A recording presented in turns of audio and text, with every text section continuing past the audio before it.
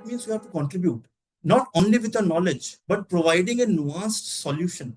Because knowledge will give you a lot of information. But out of that information, what do you pick as a solution is your capability.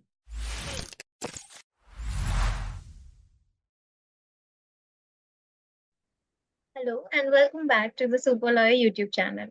Today we are joined by Advocate Vivek Jha. Sir is a seasoned corporate lawyer with a deep experience in M&A, private equity, and venture capital transactions.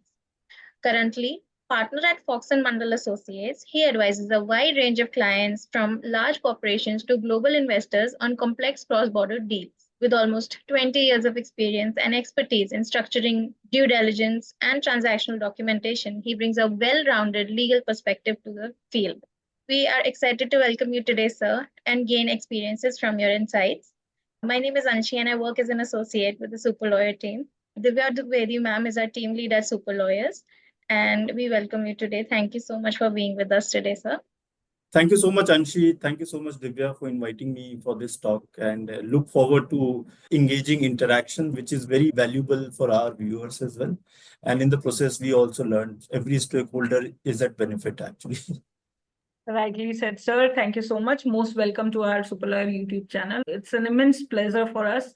Let me begin with a very basic and very important question, as in what shaped this particular thought process of pursuing law as a career? And what kind of a vision actually evolved over these many years while you are practicing law? After doing it from National Law University, Jodhpur, what kind of perspective or aspirations were there when you started and where it has moved? What kind of challenges have you faced? We would love to hear that story. So, you see, when I was in school, I was not very much aware that there is something like 5-year law course also. I had heard about National Law School Bangalore, but not entirely that it's a National Law School Bangalore. I had heard that there is one legal institution in Bangalore which produces high quality professionals in law. But law was not my first choice, primarily because I never thought in that direction. So I did my higher secondary, 11th and 12th in commerce background, commerce as in specialization. And my first focus that point in time was to get through to a good college in Delhi University, colleges like Hindu College or St. Stephen's or those likes if possible, because I didn't score that much of marks that I could get into SRCC that point in time. So that was my first aim, to get into good institutions at Delhi University, because Delhi University is one of the best institutions in Asia, actually. And especially when I was completing my 12th in the year 2001, it was one of the best in India. In fact, the best in India in terms of number of colleges it had, number of courses it had, and the quality of students it had, drawing good resources from across India. So that was my focus. When I was in 12th, around 6 months before I was to sit for my 12th exam, I got to know that there is someone I know who is in National Law School Bangalore. But I had not spoken to him as such, but I got to know that he is from National Law School Bangalore. And that is where I started finding about more institutions of such nature in India. So that point in time, there were only 3 or 4 national law universities in India. One was National Law School Bangalore, the other was Nalsar, Hyderabad, and the third one was National Law Institute University, Bhopal. And NUJS had just started, I think, in the year 2000 itself.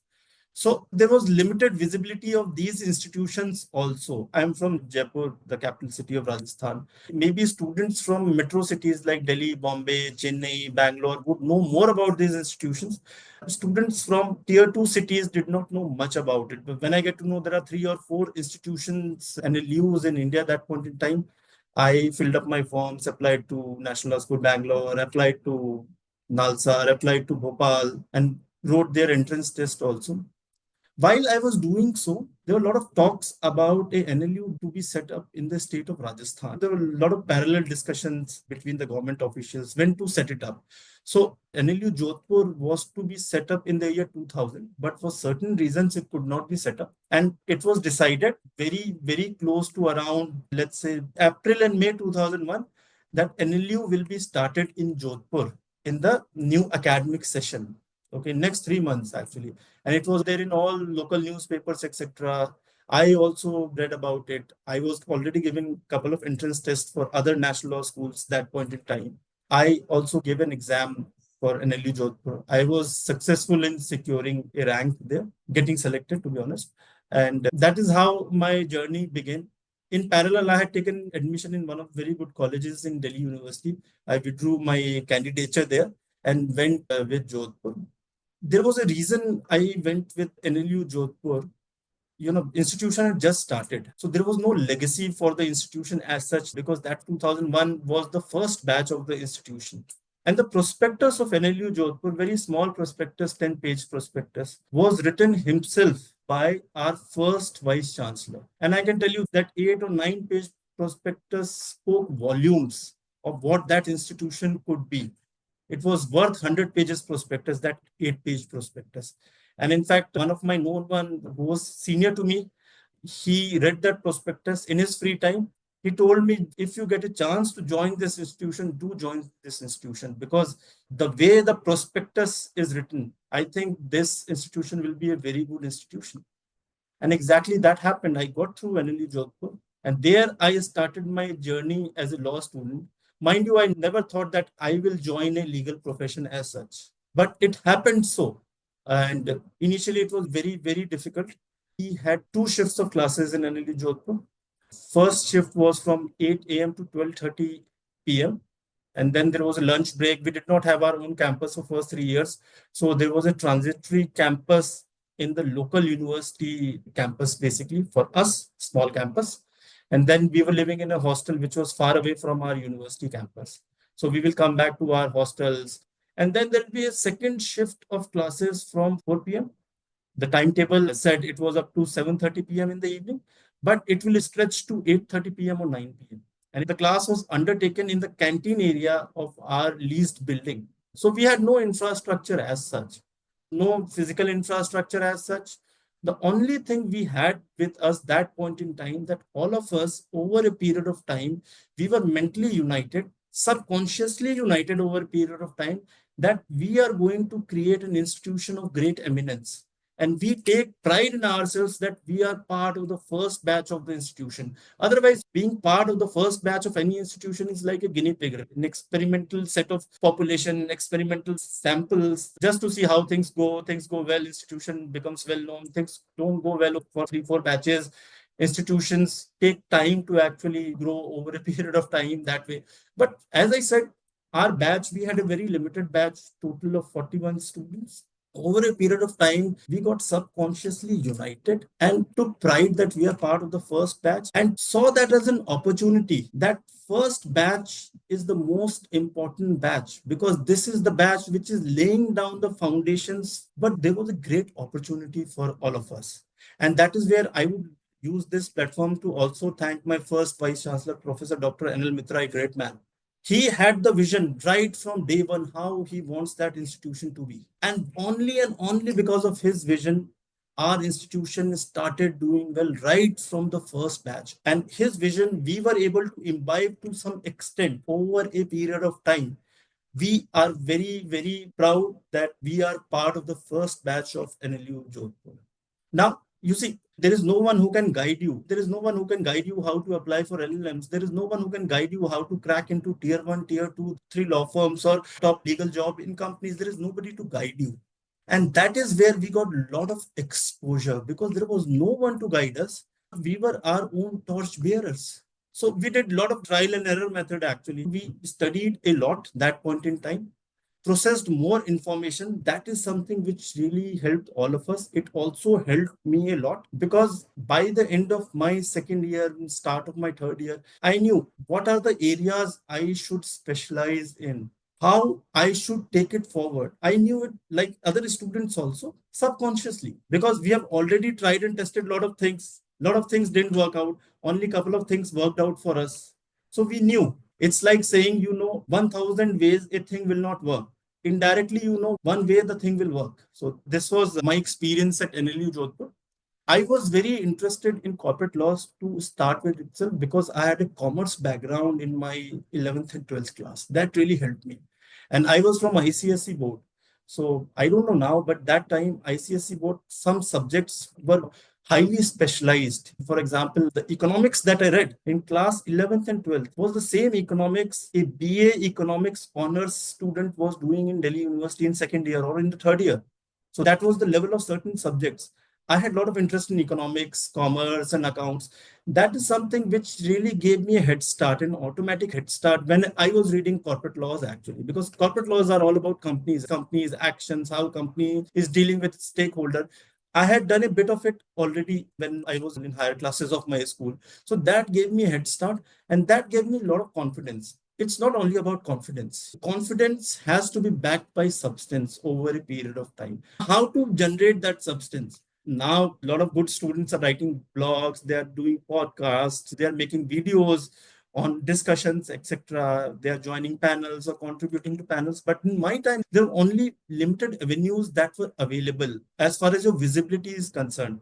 There was not much branding for legal institutions that time as much as it is today. There were no rankings as such other than some India Today ranking and couple of them. That also came later on, I think in 2005, 6, 7. But 2001, 2, 3, 4, there were no rankings as such like we have today. We have a lot of rankings, a lot of brand building exercise.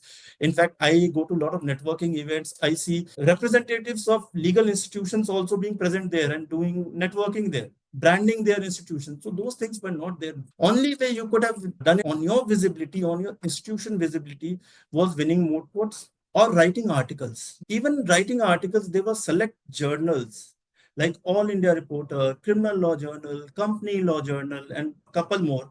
And they would primarily prefer practitioners for article publications.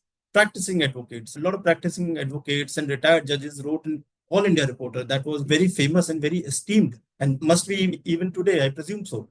And so room for us as a student, for any student that point in time was less. Again, that's an opportunity. You see, mental perspective is very, very important. Very important. So if you have a positive mental perspective, you see everything as an opportunity. Some of us, we had informal groups within our batch. Our batch was only 40 students were there. So some of us decided that we'll try to publish articles in Criminal Law Journal, Company Law Journal, etc. We tried, we were failing. Then suddenly a couple of us got published in Company Law Journal, Criminal Law Journal, All India Reporter. That gave us huge impetus that now a journal which publishes articles of practicing lawyers, retired judges, or some judges also has published our article. That is a big confidence boost for us. And the moment that happened, a couple of us were successful in doing so. Others also started trying. Then we had a lot more people trying. There was a lot more traction, possibility of getting positive results. Some more. If there are two people trying for something, and then there are 100 people trying for the same thing, the chances of success are more with 100 people as opposed to only with two people, right? So that is something which really helped us and also helped us to create an ecosystem of excellence. That is important because initial years with the first batch, second batch, third batch, and fourth batch, law is not a simple course of study. It is very difficult. It is not like any other courses. It is very distinct. It is spread over 5 years, and each year, each semester is different from other semester. So it cannot be that you have done very well in first 4 semesters and next 6 semesters you will do well. No. It is also not that you have not done well in first 5 semesters that you will also not do well in next 5 semesters. You can always come back. That helped us to create a positive ecosystem for ourselves and indirectly for the institution also. Because initially what happens is institution is known by the students. Later on, students are known by the institution because so much of batches, so much of hard work has gone into the foundation over the years, time and again. And to motivate us that point in time, we were also trying to follow what other students, very, very good students of like institutions are doing in their fourth year or maybe in their fifth year so that we can also emulate them, learn from their experience. If somebody from NLS got into World Bank, it also gave us a hope that we can also do so. If somebody wrote a book in another institution, it also gave us hope and motivation that we can also publish a book while we are in our fourth year and fifth year. Who is stopping us? That 5 years shaped all of us, shaped me a lot. When I had started my journey as a first semester student, to be honest, I was not sure that I am going to survive for 5 years. I thought I may have to drop out after first year because it was not easy. There was a lot of regimentation at play. You had classes right from 8 a.m. to 9:30 p.m. effectively. It was too difficult for us actually. Typically, when people go to college, people think of that they will have more free time. Right? That's how people think of going to colleges or any university anywhere in the world. But when we went into college, it was upside down. We had less time. We had no time actually. So I did not think that I will even survive 1 year. But somehow we kept on moving together. And being part of the first batch, I think, was the most beautiful opportunity that all of us got. I've completed 18 years since I've graduated. All those trees, all saplings were planted by us, the first batch, second batch, and the third batch. So it gives us more identification with the university that way. And university also recognizes us. I have a lot of gratitude for that institution.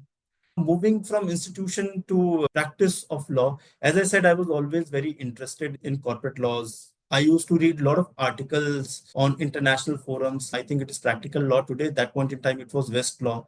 I used to read a lot of journals, corporate law related topics or articles, and used to follow them. That time, there were a lot of changes in the Indian corporate law sections also. Like there was a lot of talk about corporate governance in the year 2003, 2004. I still remember Narayan Murthy Committee report, Naresh Chandra Committee report, Cadbury Committee report, 1999. So again, it gave us a lot of impetus to actually use these changes to our advantage. For example, I wrote 20 plus articles when I was in my fourth year and my fifth year. And all those things helped me. They gave me a lot of topics actually. I was very well aware of what is happening around me in relation to corporate laws, corporate governance, securities law.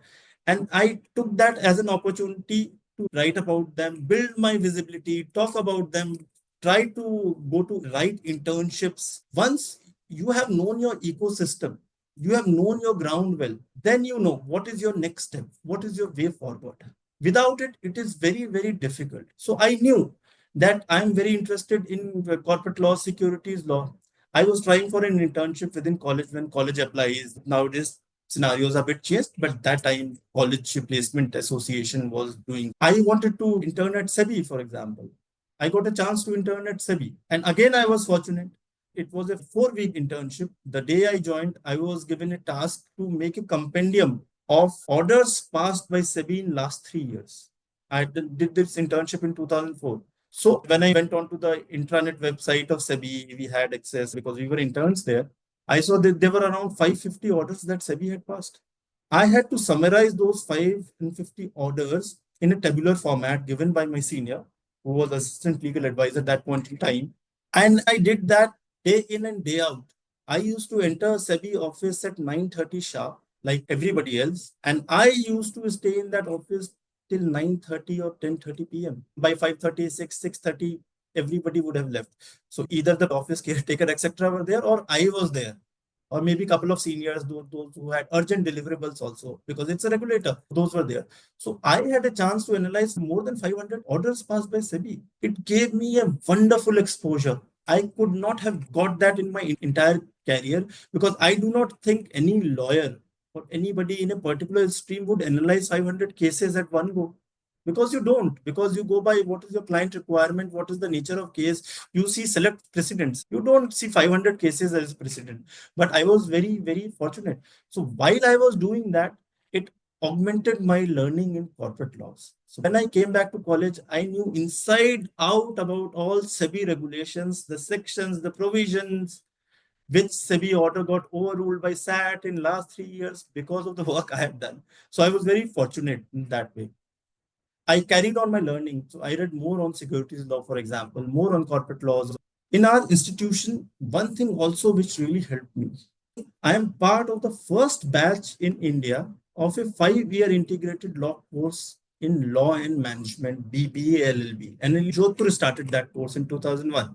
That also gave me an impetus because I had commerce as a background and BBA was a natural next step to commerce background. So whatever was to be taught in law school, because you see law school focuses more on law as opposed to BA or BBA or BSc, etc.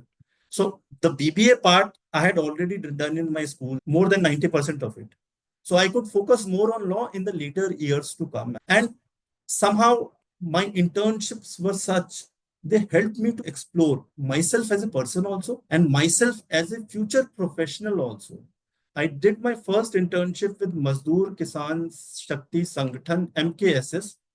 MKSS is the pioneer organization in right to information in India from early 1990s, led by Aruna Roy. I did an internship with them, a ground internship with them in a village in the outskirts of Udaipur district. There was no conveyance, etc. So it was a national highway. These national highways were not like express highways of today. They were a two-lane national highway, and you had to take lift. And there was no buses. You have to take a lift on a lorry or a tanker or a truck passing by. And I did my internship in that village. It was the year 2002. I lived with them. I also carried out what they had started, actually social audit. So what they will do, they will form a team, they will go to different districts, monitor the development project there, and actually do a social audit of what is written on the paper and what on ground development has been done. And there I also met Mr. Arvind Kejriwal, because that point in time his organization was working for right to information in Delhi. So I was with him as a part of his team. We were 4 or 5 team members in formal groups doing different part of social audit, etc. So I was fortunate that way also, if I see so now. And if you remember, 2002 was also a time of Gujarat riots. And this organization, what they were doing, they were trying to inform people about the riots are going on so that people are actually aware. It was May and June in Rajasthan, in the outskirts of Rajasthan, Udaipur.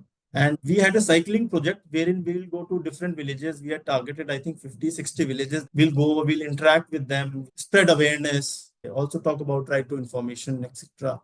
So we would cycle along with 50, 60 more people along with us in daytime in May and June in Rajasthan for entire day. And we did that for 7 days. And those bicycles were not sports bicycle. If you remember that Kali Pili, that those bicycles. So these kind of challenges, we do not know when we are in them. We do not understand or don't know actually that how they are shaping us. But our experiences are actually shaping us. So my internship in Mazdoor Kisan Shakti Sangathan also shaped me in terms of leadership skills. Spreading awareness, having a team, moving along with the team is all about leadership skills. Otherwise, unless you are on the ground, you don't get to learn leadership skills, team skills by doing a management course. You have to be on the ground. You have to connect with people. You have to relay what you want to relay to them.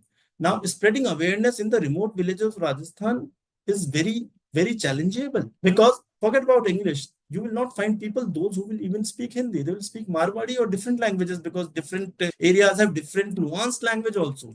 Interacting with them, relaying them, how is right to information relevant for them? They will not understand, right? Because what they are concerned about is 3 times food and clothes to wear. That's the basic and all requirement in remote villages. That's the reality even today. And talking to them about right to information, if you are successful doing that, I think you are the best salesperson in this country, if you can do that. So I got exposed to these kind of leadership skill experimentation also, practical experimentation also. I did my second year internship with Prashant Bhushan. So you can see the trail. I was with Aruna Roy, Arvind Kejriwal, and my next step was with Prashant Bhushan. So Prashant Bhushan and I interned. We worked a lot on public interest litigation. Again, a very, very good experience, because law is all about well-rounded professionals. You may be practicing in a particular stream, but if you're well-rounded, your knowledge base is wide, your receptivity is wide, your perspectives are more, and that is what helps you in differentiating between yourselves and other. Basically, this is your USP.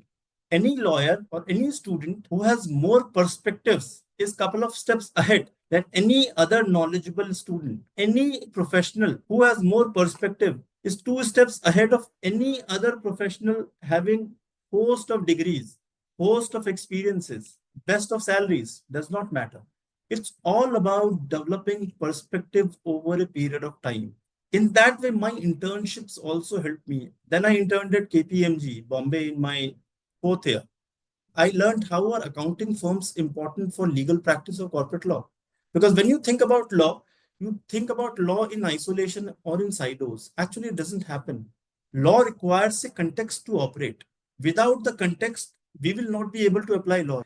Very famously, our vice chancellor used to say, and I think there is a question on that also in subsequent discussion pointers. He used to say, you have to be master of fact and to be master of law. If you are master of fact, you will know how will you apply the law known to you.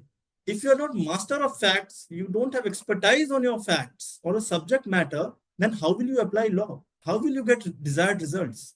It's all about doing a very nuanced interpretation or nuanced practice. How do you nuance it? When you are able to filter through a lot of information, how do you get more information? You have to know about your facts more and more and more. And then you get to know that these two statements are the most material statement. I am basing my case on this. Law is applicable on this. So before you become master of law, you have to become master of facts. I was actually judging one client counseling competition in National University Aurangabad. And I really love that concept because as lawyers, forget about as a law student, as lawyers, we take years and years to learn the art of client counseling. What does client want? How is client placed? How he can get the relief? What should suit him? All this is client counseling, and we take years to actually understand this. I'm very happy that some of the institutions are taking lead and organizing something like mediation competitions, client counseling competition, because these are very nuanced initiatives as compared to the moot courts. Because moot courts, you have a problem at hand. The facts are already with you. The problem statement is already with you. You don't have to do anything. You have to read the problem statement. You have to apply law and argue. Moot court is all about that. But in a client counseling competition or a mediation competition, you have to take out information from your client as much as you want, as much as it is relevant, and then use your knowledge to actually supplement. And that is why these initiatives are excellent initiatives. Some of the institutions are doing. I think all institutions should do it. They should have course in client counseling. We have courses in mediation, but we should also have mock trials and courses in client counseling, because that is what we do as professionals right from day one. Because day one, when you join as an associate or A0, your senior may tell you, if you're practicing in M&A department of a law firm, can tell you, okay, we require XYZ information from the client. Why don't you call him and take information from him? When you call the client and take information for him, you have to have certain base knowledge so that you can tell the client why this information is relevant, so that he is more forthcoming and seamless to give you information. Otherwise, clients would think that person is only asking for information time and again, time and again, and time and again. The art of asking relevant information and nuancing your interpretation and practice around it is the legal practice for me. Be it contentious, be it litigation, be it non-litigation. Non-litigation, at times it can become even more difficult actually. So if you are an M&A lawyer, private equity lawyer, a venture capital lawyer, it's not about representing your client on the table. It is also understanding what are the expectations and interests of other stakeholders, reading the room. And after understanding the interest of other stakeholders, how do you actually manage the stakeholders together to cut the deal? So what happens if something is of a lot of interest to your client, something else is of a lot of interest to others' client, and same is the case with other stakeholders, you will never crack a deal together. There have to be middle grounds. There have to be nuanced position. How do you do it?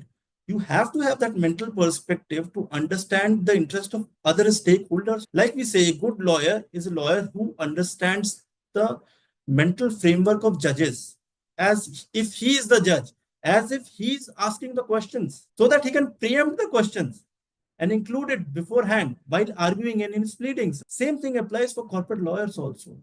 Also thinking from the mental perspective of the other stakeholders, counterparties also. Because you see, you are saying X and you are not moving an inch at all. The other party is saying Y, he is also not moving an inch. What is happening? The time is getting wasted for the clients. The clients may love you for your skills for a couple of meetings, 3 meetings, 4 meetings. After that, they would want to see how do you actually solve this problem. And that's what the practice is all about. Nobody is hiring lawyers, for example, to not to do the deal. They're hiring lawyers to do the deal, to act as a fulcrum, to act as a catalyst. So as a lawyer, if you're reading the room well, understanding everybody's expectation and the interest well, understanding your client interest as well, then you know in your head that what are good to haves for you and what are must have for you. Good to have will have 30 items, for example. Must have will have only 2 items. You do a trade between good to haves to get much must to have. You have to close the deal. My idea, talking about this at length, is law students and early legal professionals, they should focus on developing as much as mental perspective, definitely, and as much as interpretations, other perspective, nuanced perspective as possible. And it comes with interacting with different set of people. Also, it comes when you take interest beyond your call of duty or beyond your work. So in our transactions, we have financial advisors, we have tax advisors. Then there is a client who is talking about commercials. We as a corporate lawyers advise on, let's say, 70% on commercials and 30% on law. This is how corporate law transactions work, actually, to be honest. Now, if you only focus yourself to law and don't understand what is the objective of the parties commercially, then it may be very difficult for you to close the deal, because you are on the table. On a deal table, you see important people are there. From the key managerial personnel to the directors and the senior managing director, those are the kind of people there on the deal table. And as a lawyer, you are also on the deal table. That means you have to contribute, not only with your knowledge, but providing a nuanced solution, because knowledge will give you a lot of information. But out of that information, what do you pick as a solution is your capability. And that is why some legal professionals are more famous, command premium, because if you hear their argument, be it in non-contentious practice or in contentious practice, they're very focused. They know 5 counter arguments for one argument, and vice versa also. They will know 5 arguments for one counter argument. Because first they think, what will counterparty think or thinks? This is what he may tell us. I have got my arguments already ready. And to top it up, I also have my own arguments. I also understand the commercials of the parties, not only law. Again, we spoke about master of fact and master of law. Here, master of fact means understanding the commercials of a transaction for a corporate lawyer, because you are expert in law and you have to ensure that there is a marriage between law and commerce. That's how deal will get done. And that is what should be your capability. So coming back, we were discussing internships. So I was very lucky doing internships at very, very good places. Then I sat for a campus interview. I was successful in getting selected into various law firms, and I joined Luthra and Luthra offices. It was a very good legal organization having top marquee work in India. I got a lot of opportunity to work on some outstanding transactions, which also helped me to understand relevance of a legal professional. I understood relevance of a legal professional is not only about drafting agreements in your laptop or your desktop. Relevance of a legal professional is actually to get all the parties together and agree on a common solution. That is more important, because once that is done, anything can be documented. Otherwise, the mental perspective which early lawyers have, new entrants have, law students have, is that they think of documentation first, agreements first, law first, and requirements of the client later. It should be vice versa. Understand the requirements of the client first, requirement of the stakeholder first, and then comes documentation. Then comes legal knowledge, so that you can give a very nuanced and to the point USP, which is your legal opinion or your legal interpretation that you are taking. Your clients will love you for that. Stakeholders will also be happy with you. Then I worked at different other law firms also. Now, you see, law firms to law firms, what my experience was in corporate law, for example, M&A, private equity, venture capital, the work stream may be common, but different lawyers and different law firms have different approach towards their work. A lot of people say in law firm, it is very, very difficult to have work-life balance, because you tend to work long hours, because the transactions are so, they require your last minute involvement, etc. You are the one who gives comfort to other counterparties, to your clients as well. So you have to be involved. But I tell you one thing, there is nothing like work-life balance in law, because legal practice is a very difficult and different practice. In legal practice, you don't have to deliver what you are expected to deliver. You have to deliver what your client thinks you can deliver, and you have to top it up with a premium or with your USP. This is how it works. So it is not like drafting a clause client wants, but while drafting the clause and deciding the contours of that clause and agreement, also discussing with the clients the advantages and disadvantages and how different scenarios can actually play out. Because the document you are drafting is the document which is not useful for good times, because in good times, nobody opens the documents. The documents get locked up in the Almira. A lot of our clients also used to tell me, the best document we want to use so that we don't open it. Absolutely, you should not open a document, because once the deal is done, the relationship should be good, practically also speaking. But what about those rainy days when there are difference of opinions, disputes in interpretation? Then you have to open the document. And then you open the document and see whether you had actually thought about it or not. So, for example, as a lawyer, if you only follow the instructions of your client is to get the work done as early as possible, because any client would want that. If I am a client, I will also want it. But at the same time, it is important for you to discuss about nuances of that with your client and tell him how these frameworks can play out in different scenarios. And that is what you have to document in your agreement, so that your document is fungible and is to an extent futuristic. So I'm not saying that all lawyers come together and draft a document for 2 years. You cannot think of, there can be innumerable scenarios, etc. You cannot actually document it. But you can document what you have learned basis your experience.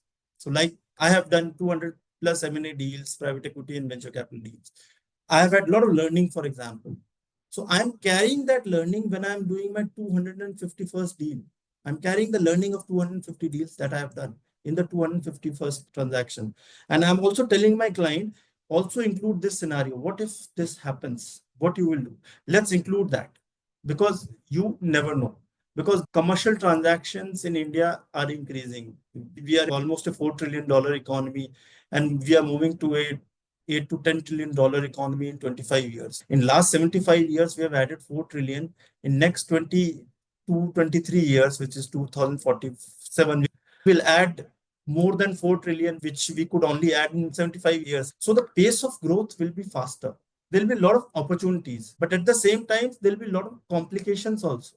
So 5, 7 years back, when startup community in India started in 2015, 16, now it is at a different level. If I had to discuss about founders agreement with my founder client, they would say, no, we are best of friends. We are family friends. We are thick friends. We are school friends. We will not need it. Let us build the company. We'll see it later on. But today, you see, there are a lot of founder disputes also. Now, the same founders today, their first checklist is having a founders agreement. You don't have to educate them. They already know it. So what happens? There is more commercial traction. There are more disputes also. And that is where, as a legal professional in this time and in times to come in next 20 years, we have to work at a different level, at a very advanced level. It cannot always be a precedent-based learning or a precedent-based practice. In litigation, it can be a precedent-based practice. You know what Supreme Court has viewed in such a scenario, etc.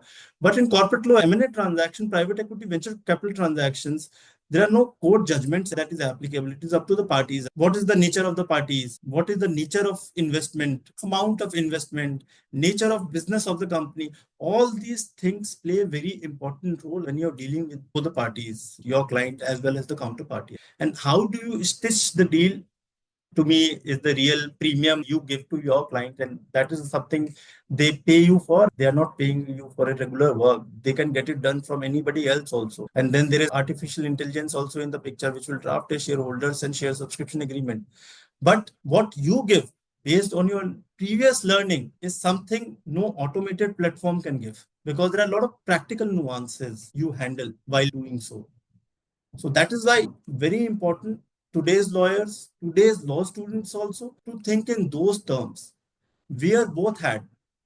Wear a legal hat and also wear an entrepreneurial hat. Because you don't have to be a deal breaker. You have to be a deal maker. You have to ensure, come out with structures, come out with opinions and arguments and practices, which enhances the chances of getting the deal through and not stalling it. Because you see, clients have already made up their mind of doing a deal, and that's why they have got you here. Very important, because you see, the top client, the principals have already discussed between themselves, okay, we are going to do this. They are getting their advisors in the picture as a next step, is to see, just in case there are no deal breakers as such. But they have not got you here to create issue when the issue can be resolved. So it's like something which is of your best interest to your client can be opposite to the other side. And how do you navigate that scenario is your role actually. And it's a continuous learning. You are never a complete lawyer. You are always learning. You are always understanding. You are always meeting new people with new perspectives. If you have positive bent of mind, a growth mindset, then you are progressing. Then you are always progressing. And that is what I want to suggest to all new entrants in law, any lawyer as well, as definitely law students, have a growth mindset, a positive mindset, where you see the counter arguments against you not as counter arguments, but as an opportunity to develop further, give even more nuanced solution. Because in a non-contentious practice, typically it is not that one party loses, the other party wins. Both of you win together. It has to be a win-win scenario for every stakeholder. And that is important. And over a period of time, how do you, as a law student, think how law works? You think of documentation, you think of law first. But when you become a legal profession, you understand that how is the client placed? What are the expectations of the client? How you can deal with it? What you can suggest? This takes precedent over this agreement drafting. That comes actually later on. So that's the mental perspective one needs to work. One needs to understand a lot of commerce, a lot of commercials. That also really helps because then you can read into mind of your clients and the counterparties. What do they want to achieve? Why are they doing so? How I can aid this? How I can facilitate this? Can I come up with a structure? Because in law, there are a lot of gray areas. There are not much black and white areas. In corporate law, for example, in M&A transactions, there are a lot of gray areas also. And that is where you have to take a call. You have to help your client to take a call. You have to know market practices. How are other people doing it? Learn from others. So this is how the journey has been. I have always believed in learning as much as possible, learning as many perspectives as possible. Try to become a different version of myself each year, each couple of years, and try to understand my clients more and more. So that's been my focus, and that's been my experience actually, to be honest. So this whole journey has been very fascinating, and we are connected at so many levels. NL Mitra sir was advisor to RGSO IPL IT Kharagpur, where I did my law. So Okay. I have also had the opportunity of learning from him a couple of lectures, of course. But you were more fortunate to have that first-hand experience. Then there is a connection where you are talking about lawyers being problem solvers. I would like to ask you, as an when you start or when you enter these kind of deals, when you are trying to negotiate these big M&A transactions and you are drafting those deals, how do you make sure that you are a problem solver for your party as well as you are not a problem creator for the other party as well? Because you have to be balanced. You just cannot be inclined towards one party. That is one question. Second, while you were in your law school, I'm pretty sure that you may not have decided that that point of time that after 5 years I'll become this. It became with learning. What kind Brilliant. of learnings were those? How did you navigate yourself towards this particular sector of getting so much into corporate law? Obviously, those SEBI 500 files were also very helpful. How have you made sure that that passion of yours of reading still is there? Because, see, learners are not only there to learn, they are there to follow also. And Right. your fascinating journey from day one, it's just growing. So we would love to hear that particular aspect, that how have you kept yourself abreast with all the readings, that obviously a lawyer is never always a complete lawyer because they have to keep on reading. These two, Right. three questions came to my mind while you were talking about your journey and the challenges that you have faced. So, answering your last discussion point first, that how did I decipher it when I was a law student and how I could continue? We just spoke that law is a very different profession. It is not only a deliverable based profession. Actually, it is a way of life. Now, just try and understand one thing. When I said there is no work life balance as such in law, I did not mean that in a negative sense. I actually meant that in a very positive sense. In legal practice, more important you are, people will want your more time. You will have more clients. Clients will want your more time. You will be developing more trust with your client. This is how it actually works. You working, let's say, for 12 hours or 13 hours, before it becomes a work life question, it is a question of your importance because you're important. Why is your client calling you and wants to talk to you at 12 a.m. in the night? He wants comfort from you. So client may have decided on something.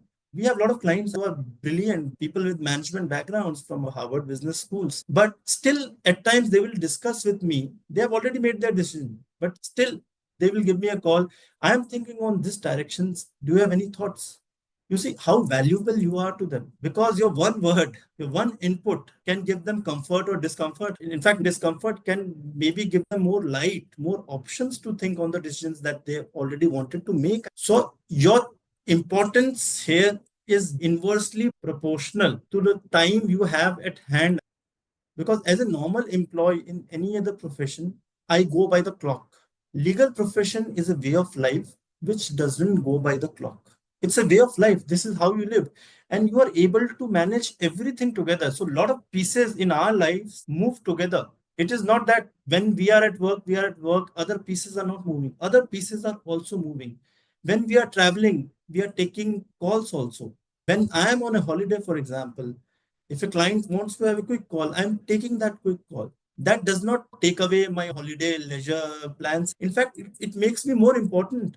If you want to command a premium, both in terms of monetary privileges as well as non-monetary privileges, like you want to become famous, for that you have to become an important person.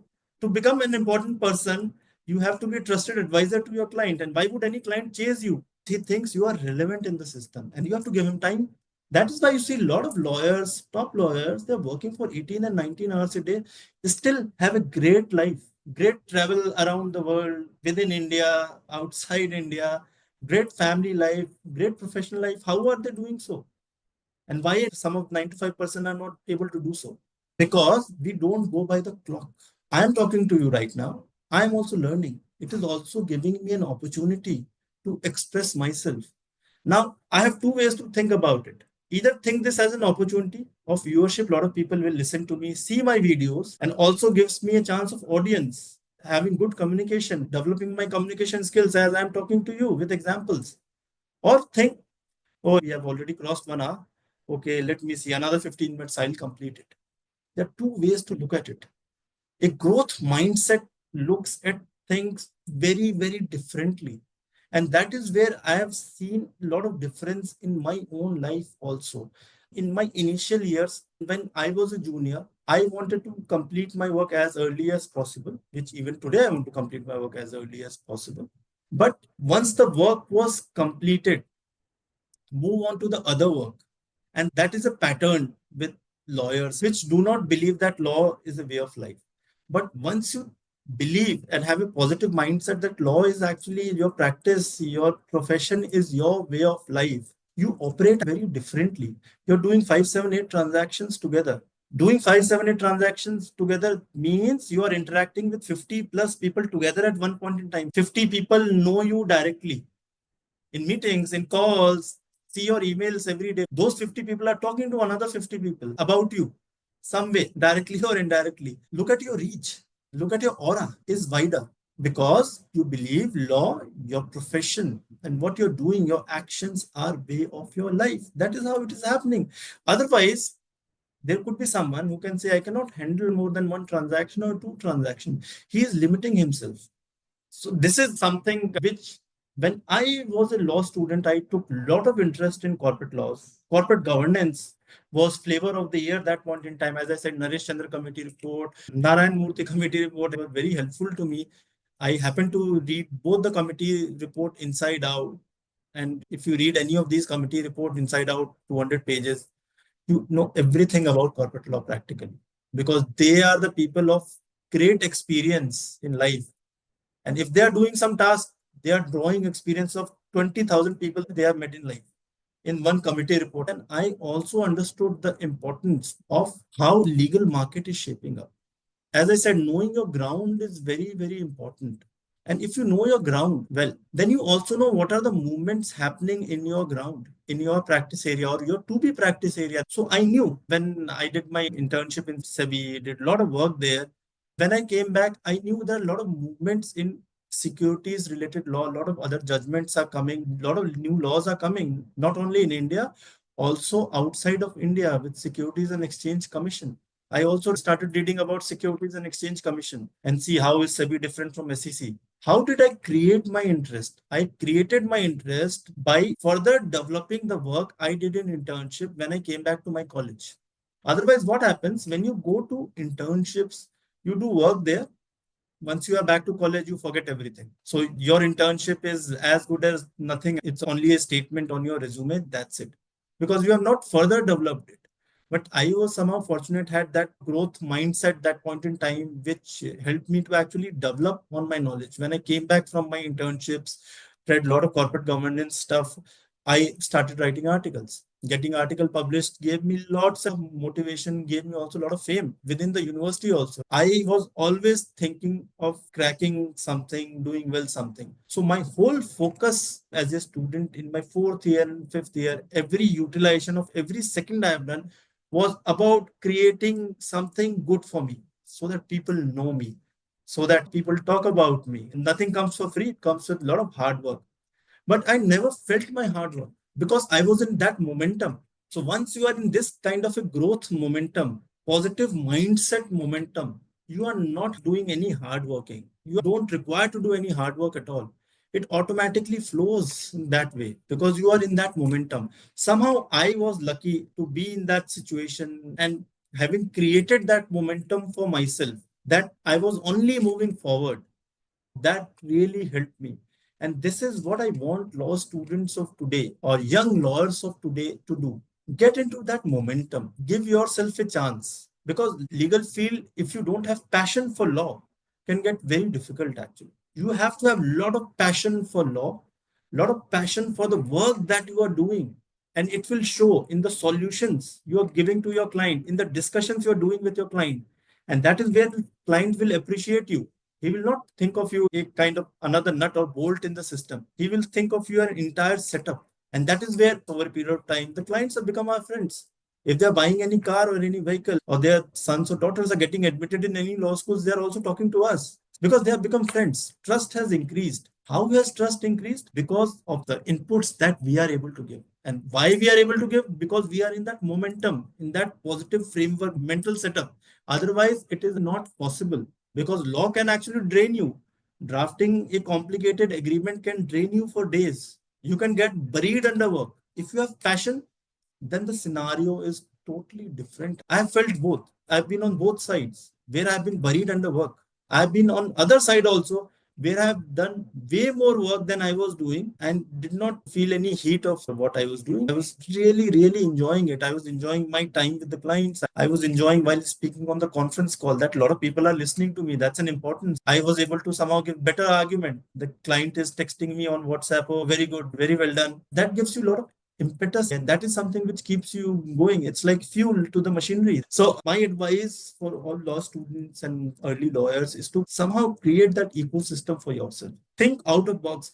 Today there are innumerable opportunities that are available to everyone. In my times there were a couple of journals, then the moot court, that's it. Now the number of moot courts and the client counseling event, mediation events, etc. have multiplied because we have 20 times more law colleges today, maybe more, 100 times, I think. We have students making blogs. We have students making video podcasts, students having their own channels. So there are so many avenues available wherein you can do your brand building. While doing your brand building, you can augment your experiences and your work on a particular subject over a period of time.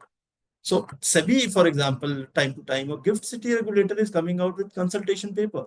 As a law student, fifth year law student, I have done securities law. I have a lot of interest in securities law. Even if I don't have, I think I can do something. I can read up more. I can send in my comments to the regulator. Who is stopping me? Regulator is inviting public comments. You can send it. What is stopping me?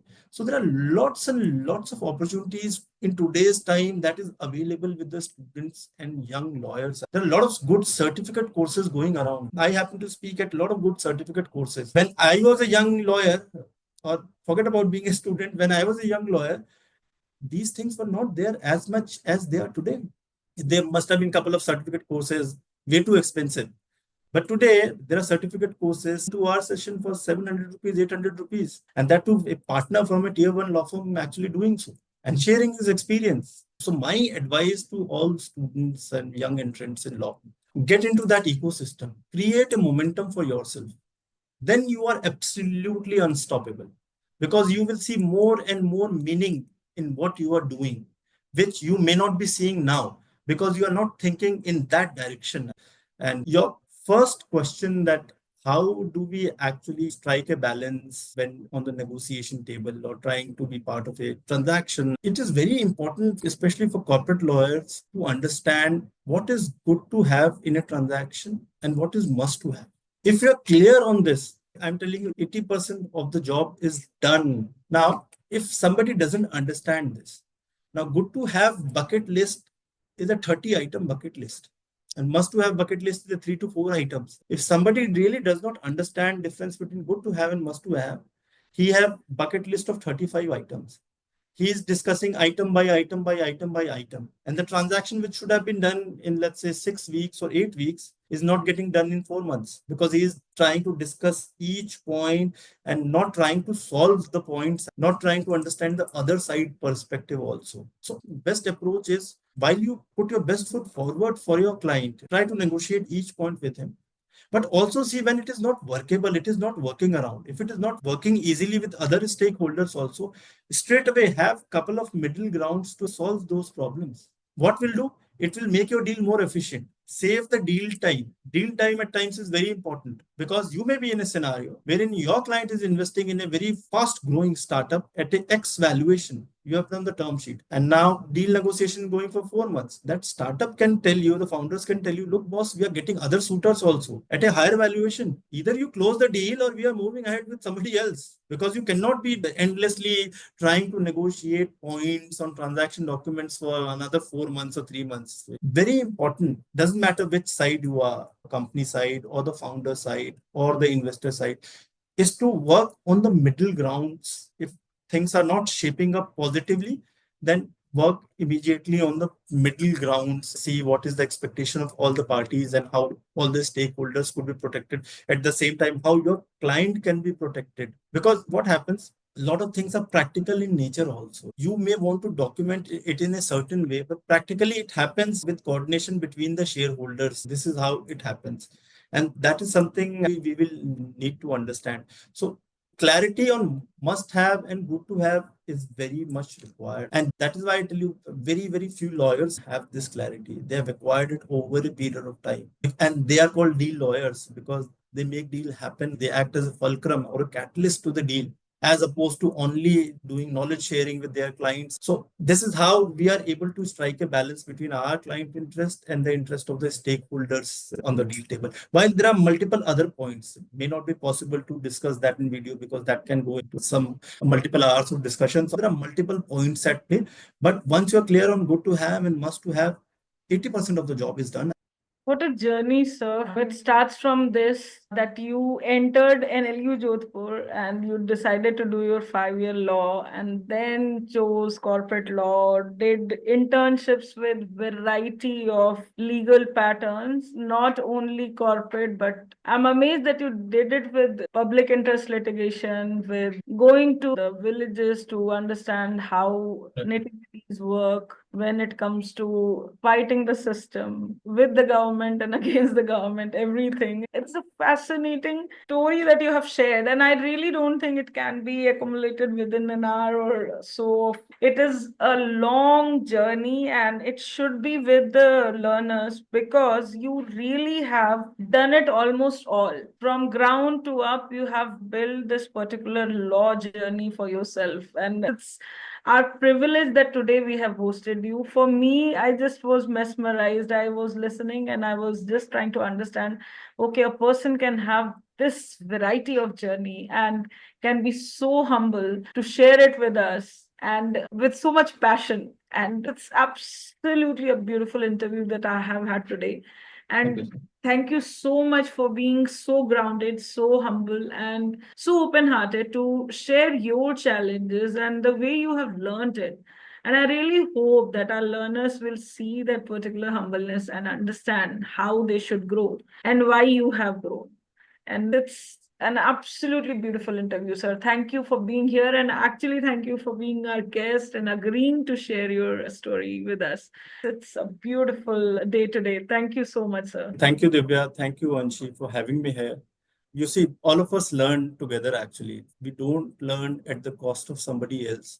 All of us learn together. This is a kind of a win-win scenario. When I share my thoughts and you share your questions, I also learn along with your questions. Because your questions, your nuanced questions and different questions put me in a scenario where I have to come with something good, deliver. And this is the common learning. And that's why I am associated with a lot of student community. I go to a lot of legal institutions, judge, even in fact, they're even moot courts, etc. Take certificate courses also. In quoting Professor Mitra here, he used to say that teaching is the best way of learning. So that's my motto. As much as I can share my experience and learn at the same time, and all of us keep moving forward, keep moving together. So that's my motto. Thank you so much, sir. Thank you so much for carrying forward Mitra So sir's legacy of not only remembering all his quotes, but actually following them. It's an amazing interview today. Thank you so much, sir. Have a absolutely great year ahead and many years to come, and hope we get to learn all the time from you, and the learners also see that through and reach out to you. Thank you so thank much. you so much. Thank you. Thank you.